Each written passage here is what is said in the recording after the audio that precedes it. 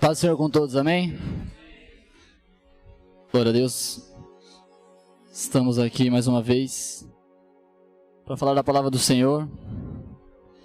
E nessa noite eu queria compartilhar uma palavra com os irmãos. Uma palavra que eu já ministrei aqui, só que foi no culto da manhã.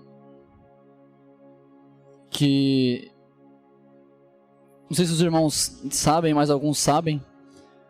Nessa semana que passou agora, eu me tranquei aqui na igreja por 2 dias.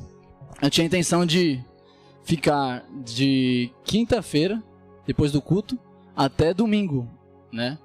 E eu fiquei aqui, eu coloquei meu colchãozinho aqui, eu vim pra cá na madrugada da sexta-feira. E eu fiquei aqui, eu não sabia, não coloquei nenhum propósito, vim só por estar mesmo, queria ter um momento com Deus a sós. E eu vim e fiquei nesse momento aqui com Deus, e o tempo que eu queria pra mim era só o domingo de manhã. Eu voltaria para minha casa, teria o culto da manhã aqui, e depois disso eu retornaria normalmente. E aí eu fiquei aqui, os primeiros momentos é intenso, você tá, né? Você tá gritando a presença de Deus, aquele negócio, você tem um monte de palavra para falar. Depois que passa algumas horas, você já acaba as suas palavras, já não sabe mais o que falar, não sabe o que você tá fazendo, já tá perdido, já tá pedindo socorro, né? Tá com fome. Mas enfim, o primeiro dia foi maravilhoso, o segundo dia tava indo muito bem também.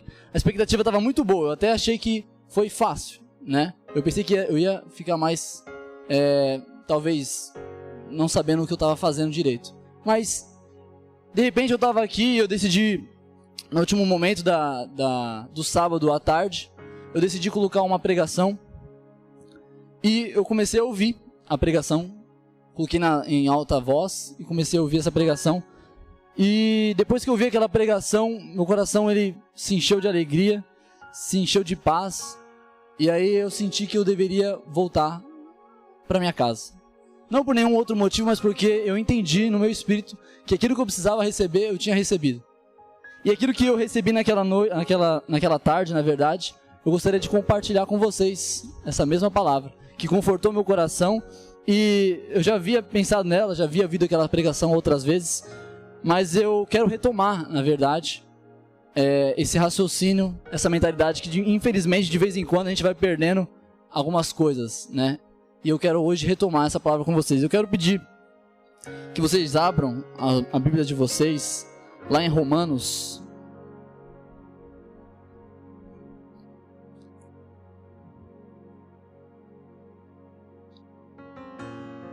Carta aos Romanos, capítulo de número 5.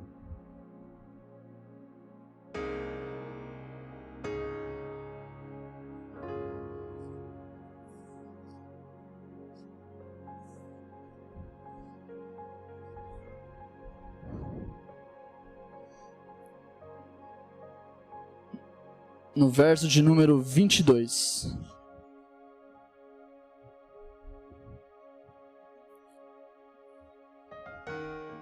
Verso de número 20. Vamos ler o 19 ao 21, amém?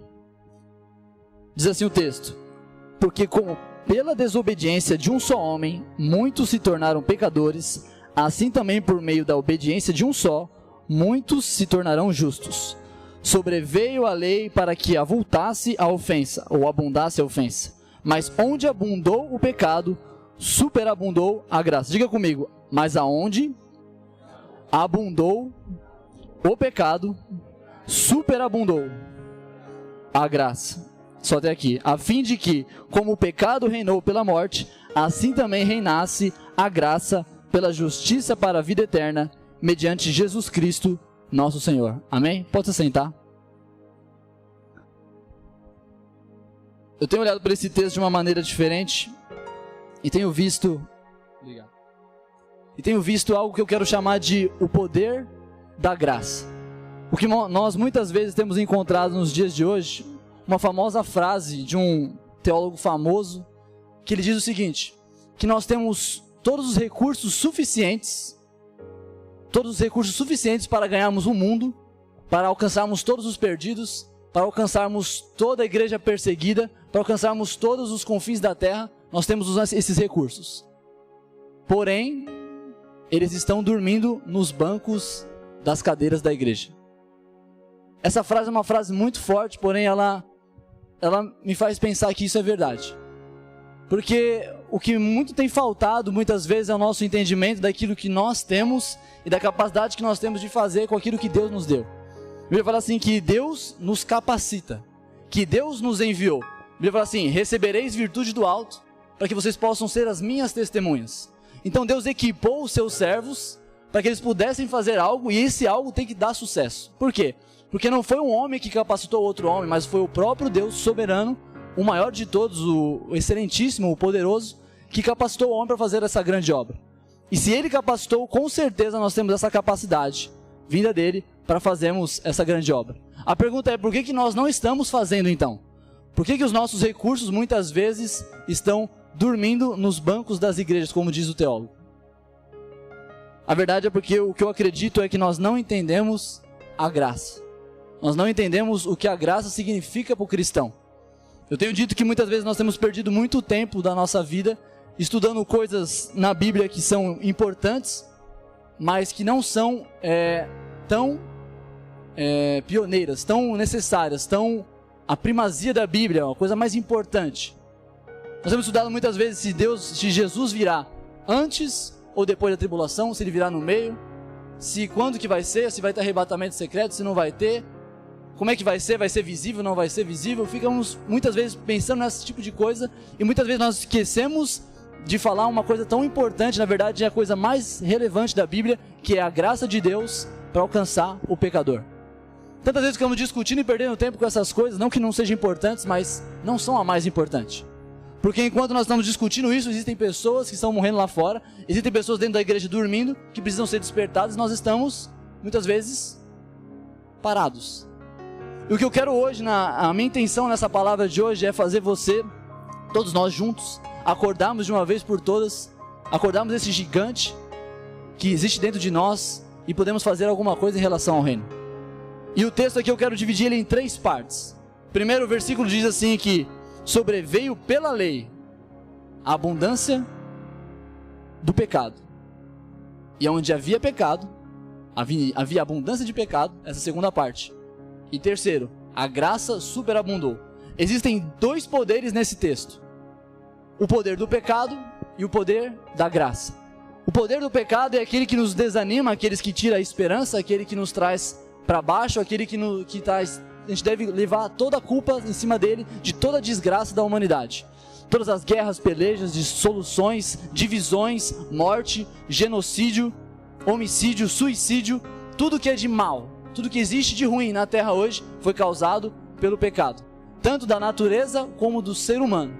A natureza total foi afetada por conta do pecado.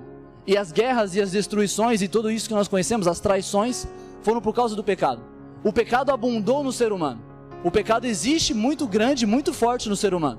Só que muitas vezes nós deixamos de reconhecer a graça porque nós não entendemos o que nós somos. O texto está olhando para nós e está dizendo, e alguns capítulos antes, no versículo 3 de Romanos, fala assim que todos pecaram e separados estão da glória de Deus. O que Paulo está tentando enfatizar para nós é que todos nós somos pecadores e que todos nós temos que assumir que somos pecadores. Que todos nós temos que olhar para nós e não podemos negligenciar de que nós somos realmente um problema. Que nós realmente somos a causalidade de muitas vezes essas destruições. Nós que temos muito pecado operando em nós. Se o pecado é o problema e nós praticamos o pecado, logo nós também fazemos parte desse problema. O que nós temos que pensar é, se nós continuarmos achando que nós somos santos, que nós somos pessoas que não tem tanto problema assim quanto parece, que nós podemos olhar para nós e não achar que existe tanta abundância de pecado em nós, nós nunca vamos poder experimentar a superabundância da graça. Nós não podemos experimentar o gosto doce sem antes experimentarmos o gosto amargo. Nós vamos conseguir discernir o que é o claro sem antes conhecer o escuro. Então é importante que nós, como cristãos, entendamos que a lei veio para manifestar o pecado. A lei não veio trazer o pecado, mas ela veio mostrar para nós, revelar para nós aquilo que nós somos. Quando a lei chega, ela mostra para nós e nos faz entender que existe muito pecado dentro de nós. A lei vem para mostrar assim, ó, você é um pecador. Ela vem olhar para você e falar assim, você é realmente um pecador. Porque eu jamais saberia que eu sou um roubador se a lei não me dissesse que eu não posso roubar, que roubar é errado. Eu jamais saberia que adultério é ruim se a lei não dissesse não adulterarás. Eu jamais conheceria o pecado se não fosse a lei manifestando aquilo que é ruim e eu olhando para mim falando, eu pratico essas coisas. No curso de missões urbanas, o Wallace deu essa última aula e nós sabemos que não há salvação sem convicção de pecados. Nós nunca vamos poder, uma pessoa nunca pode chegar na igreja e achar que ela não tem tanto problema assim. Achar que ela não tem, ela, por exemplo, ela se olha na sociedade e ela acha que ela é comum, a vida dela é comum, ela é um pouco melhor do que a maioria, ela é politicamente correta, ela não está tão inferior assim e ela não precisa de tanta graça assim. O que o texto nos diz não é isso. A Bíblia fala lá em Lucas, no capítulo 18, fala quando Jesus fala da torre de Siloé, ele fala assim que caiu uma torre sobre certas pessoas. E ele pergunta para os fariseus e para aquelas pessoas que estavam ali à volta dele, ele pergunta assim, por acaso eles tinham um maior pecado do que vocês? Por acaso os galileus, o qual Pilatos pegou o seu sangue e misturou no sacrifício pagão, por acaso eles tinham um maior pecado do que vocês? Porque eles sofreram essas coisas? Será que as pessoas que estão na rua, as quais nós muitas vezes olhamos e vimos bêbados, vemos drogados, vemos prostitutas, será que eles têm mais pecado do que nós? Será que nós olhamos para o presídio e vemos os presos? Será que eles têm mais pecados do que nós? Porque as consequências da terra são grandes para eles? Será que nós olhamos da mesma forma? Jesus olha assim, de maneira nenhuma. Se vós não vos arrependendes, da mesma forma, vocês serão condenados. O que Jesus está dizendo assim é que é igualitário para todo mundo a quantidade de pecado. A Bíblia fala assim lá em Tiago, capítulo 2, versículo 10, que se você pecar em um só ponto da lei de Deus, você é culpado de todos. Agora você imagina, talvez você nunca matou ninguém, mas quando você mente para Deus, você também é um assassino. Então se nós olharmos para nós e nós acharmos que nós somos rasos, nós somos até que bom perante a sociedade, que nós temos alguma coisa de bom, nós nunca vamos conseguir experimentar aquilo que Deus veio trazer para nós. Nós precisamos chegar diante da lei, olhar para ela, sermos confrontados por ela e enxergarmos que realmente nós somos, até a nossa justiça, ela é um trapo de imundícia. Que nós somos nojentos. Que nós somos, todos nós somos. E muitas vezes isso tem me preocupado muito por algumas pessoas que têm olhado para si como melhor do que a maioria e muitas vezes têm julgado as outras pessoas. Tem olhado para eu não faço esse tipo de coisa. Eu não sou dessa forma. E acaba condenando outras pessoas porque achar que é melhor do que outras por conta de não ter cometido tais tipos de pecado. Isso é um erro biblicamente. Porque a Bíblia fala assim que não julgueis para não ser julgados. Porque todos nós estamos na mesma condição diante de Deus. E se eu não posso olhar para alguém e falar que ele é pecador, é porque eu também sou pecador. A questão, querido, é que a lei ela não é ruim porque ela revela o pecado. Ela é boa porque ela revela o pecado. Só que o problema é que a lei ela vem para nós, ela é manifesta para nós de uma forma que ela não vem só revelando o pecado, mas ela vem com um chicote duro, que vem trazendo para nós um tormento, vem trazendo para nós um desconforto, vem trazer para nós algo que a gente não gosta de ouvir e nem suportar, que é a consequência do pecado. Ele fala assim, que aquele que pecar contra Deus, esse morrerá. Esse terá juízo. Esse terá uma justiça de Deus para essa pessoa. E quando a lei chega nesse ponto, ela é como uma agulha que fura o homem, e ela vem costurando, e ela vem furando, ela vem trazendo à tona todo aquele problema. Você não pode esperar que Deus venha e chegue até você e faça uma cirurgia, e ele feche o machucado, e ele te cure, sem antes que ele tire todo o pus que existe lá dentro. Sem que ele antes corte e tire tudo aquilo que está fazendo mal para você. É necessário que antes o médico corte e faça aquela dor, para que depois ele possa costurar. É necessário que uma agulha afiada venha entrar em nós, que é a lei, entrar em nós e nos furar e nos atravessar, para que possa também, depois disso, nós temos o grande linho fino da graça, que vem para nos encher e nos abençoar eternamente. Nós precisamos entender que a lei ela vai furar nós sim, só que depois da lei, depois de ela revelar e trazer o chicote, a graça vem para nos preencher e nos costurar e trazer o linho fino para a nossa vida eterna. Então, querido, a lei é boa. E o poder da graça, o que ele faz conosco? Faz uma coisa interessante. Jesus, certa vez, eu estou correndo um pouco por causa do tempo. Jesus certa vez estava diante de uma casa de um fariseu, e aquele fariseu não recebeu na sua casa de uma forma adequada para aquela época. Naquela época, quando você convidava alguém para entrar na sua casa, você deveria lavar os pés dele, você deveria enxugar os seus pés, você deveria dar o melhor lugar para ele sentar, e dessa forma você daria um beijo nele, de recepção, ósculo, e aí ele se sentiria bem-vindo na sua casa. Jesus entra na casa daquele fariseu, ele não recebe nenhuma forma dessa. E Jesus está sentado ali para conversar e comer na mesa com aquele homem. De repente chega uma mulher, uma pecadora, e ela começa a chorar nos seus pés. Ela começa a chorar e ela começa a enxugar com seus cabelos e lavando os pés do Senhor com aquelas lágrimas. E ela se entrega ao Senhor daquela forma, de uma forma incrível. Aquele pecador olha para ela e fala assim: se ele fosse profeta, Jesus saberia quem é essa mulher, que ela é uma pecadora, e não deixaria que ela fizesse isso. Jesus, conhecendo o coração dele, a Bíblia diz, fala que ele olha para ele e propõe uma parábola. A parábola que Jesus traz naquele momento é algo interessante para nós entendermos o poder da graça e o poder de entender o que o pecado e a abundância de pecado pode produzir de bom para nós, quando nós reconhecemos isso. Ele chega e fala assim: me diga uma coisa, fariseu, me diga uma coisa. Se duas pessoas estiverem devendo para um determinado rapaz, um determinado rei, um estiver devendo 500 denários e o outro estiver devendo 50 denários, quais desses dois, caso os dois sejam perdoados por esse homem, qual dos dois há de amar mais o seu senhor? O que foi perdoado 500 ou o que foi perdoado 50? O fariseu rapidamente fala: eu creio que o que de 500. Jesus fala assim: exatamente, respondeste bem. Porque quanto mais é perdoado, mais se sente amado. E ele fala assim: desde que eu entrei na sua casa, você não me recebeu de maneira nenhuma adequadamente. Mas essa mulher, desde que eu entrei, ela lava os meus pés com lágrimas, enxuga com os cabelos. Ela não cessa de beijar os meus pés. Agora você, achando que você não é pecador, você achando que você não é tão pecador quanto ela, você olhando para toda essa situação e você se achando superior a ela, a ponto de não querer lavar os meus pés, a ponto de não reconhecer nada disso, você não beijou os meus pés. Você não teve acesso ao amor que ela tem, porque ela tem muito pecado e ela reconheceu isso. Ela tem maior amor por mim. Querido, nós podemos amar a Deus quanto mais nós entendemos que nós somos pecadores. Porque aquele que foi perdoado mais, esse amará mais. Agora aquele que não acha que é tão pecador assim, ele de maneira nenhuma ele vai conseguir se entregar de tal forma como aquela mulher fez. Aquele fariseu não teve coragem de se ajoelhar aos pés de Jesus, mas aquela mulher se jogou aos seus pés. Por quê? Porque ela entendeu que ela era muito pecadora. Porque existia abundância de pecado dentro dela. Outra parábola, Jesus conta sobre dois homens, um publicano e um fariseu.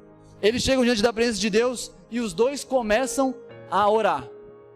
O fariseu chega chega diante de Deus e fala assim: Deus, muito obrigado, porque eu dou dízimo de tudo que vem à minha mão. Porque eu não sou como esse pecador. Porque eu leio a tua palavra. Porque nós podemos colocar várias coisas que ele colocou ali. Porque ele olhava para ele e falava assim: muito obrigado, porque eu sou bom. Porque eu não sou tão ruim assim. A Bíblia fala assim que existia um outro rapaz, um publicano, um pecador, que não ousava levantar a sua cabeça diante de Deus. Que ele não tinha coragem de levantar os seus olhos diante de Deus. Ele falava assim: Deus, ser propício a mim, pecador. A Bíblia fala assim que Jesus falando assim: desses dois, só um saiu redimido daquele lugar. Aquele que olhou para si mesmo e enxergou o seu pecado. O que Jesus está propondo com a parábola na casa daquele fariseu não é que existem pessoas que têm mais pecado do que outras. O que Jesus está propondo naquele lugar é que um teve reconhecimento do pecado que ele tinha, e por isso ele teve a capacidade de amar mais. Ele teve a capacidade de fazer mais por Deus. Ele teve a capacidade de se levantar do banco, de acordar e de falar assim: eu preciso fazer alguma coisa em relação a esse Deus. Eu tenho a capacidade de olhar para esse que me perdoou tamanho pecado, e eu posso me sentir tão constrangido a ponto de fazer algo a mais sobre isso. Essa pessoa que olhou para si e conseguiu enxergar todo esse pecado, ela teve a capacidade de observar o tamanho da graça que foi maior do que o seu pecado. Ele teve a capacidade de fazer isso. E o texto fala assim que onde havia muito pecado, a graça superabundou.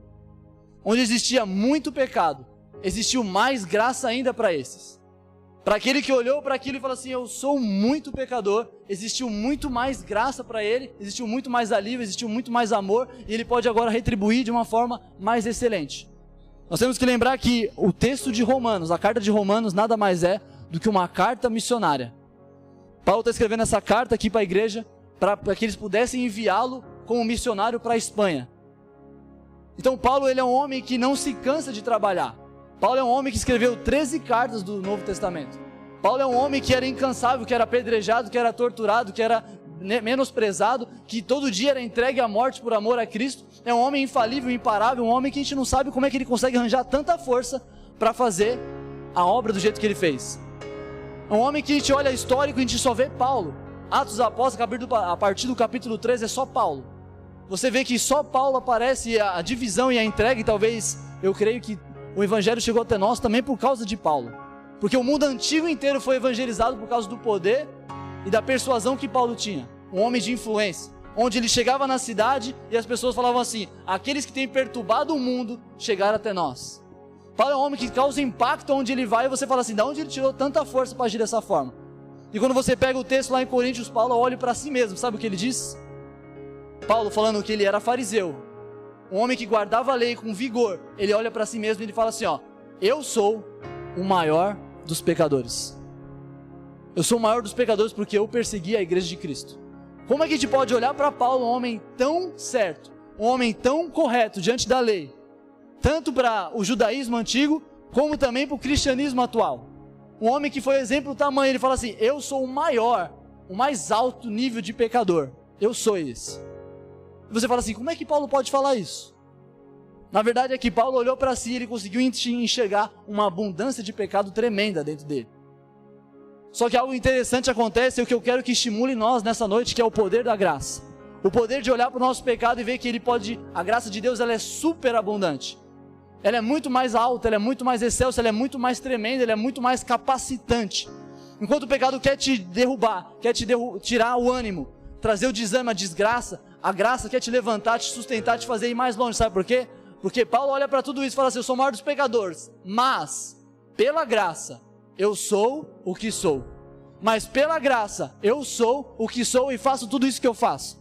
Porque pela graça, quando eu sou capacitado, pelo meu próprio eu não faço nada. Mas quando a graça entra em ação na minha vida, não sou mais eu que vivo, mas é Cristo que vive em mim. Não é mais o meu poder humano que age nessa terra, mas é o poder de Cristo habitando em mim, o poder da graça, a capacitação do alto que vem dentro de mim. Agora eu posso, e agora eu sou o que sou. Eu sou tudo isso que vocês conhecem. Esse que foi além, esse que não parou, esse que não desistiu, esse que sobressaiu sobre todos e sobre todas as situações, que não parou diante das navegações, dos apedrejamentos, das angústias, das tristezas, de momento algum pôde pará-lo, porque pela graça eu sou o que sou. E ele continua, e eu fiz mais do que todos os apóstolos. Paulo coloca, parece que num momento de falta de humildade, talvez para alguns, ele chega a falar assim, ó, se você colocar todos os apóstolos, todos aqueles que trabalharam para Jesus, todos aqueles que desempenharam um papel no reino de Deus, eu fiz mais do que todos.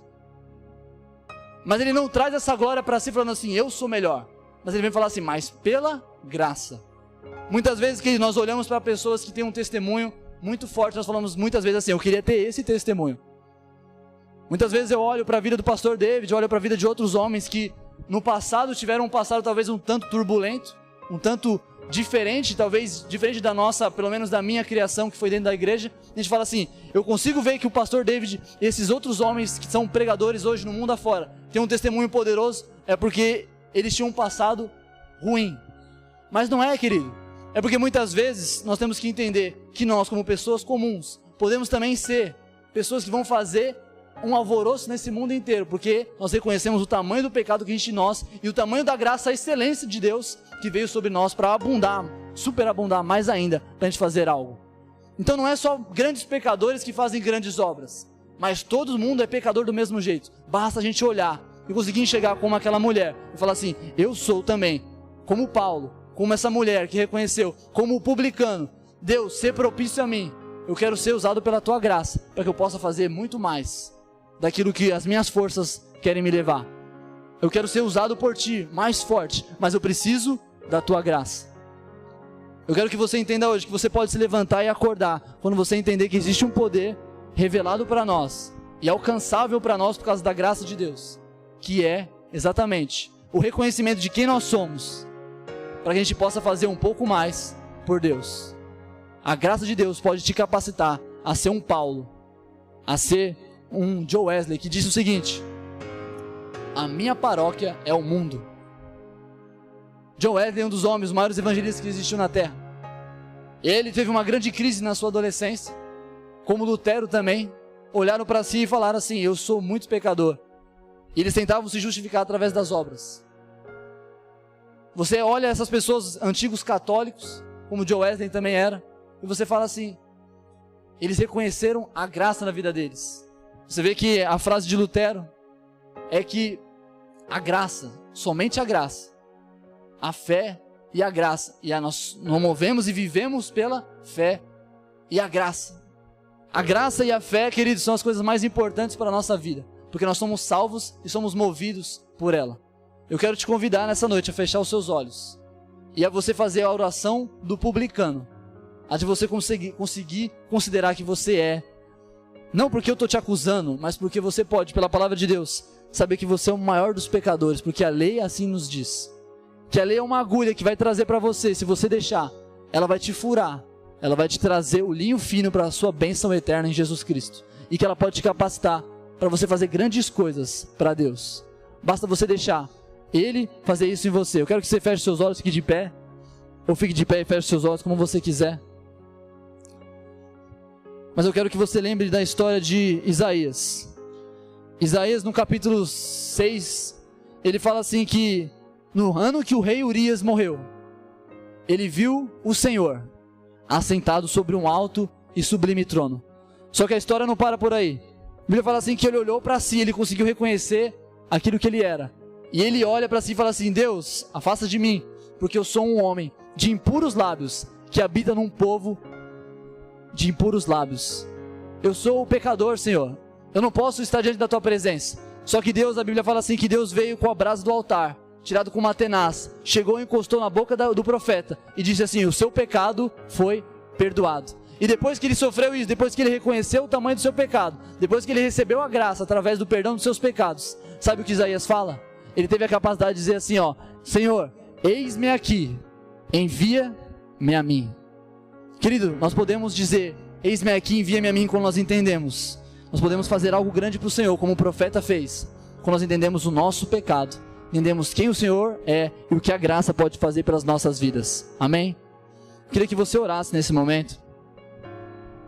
Você falasse com o Senhor, você não esperasse eu orar, você tivesse o seu momento de publicano na presença do Senhor, de se entregar, de dizer que você é o maior dos pecadores.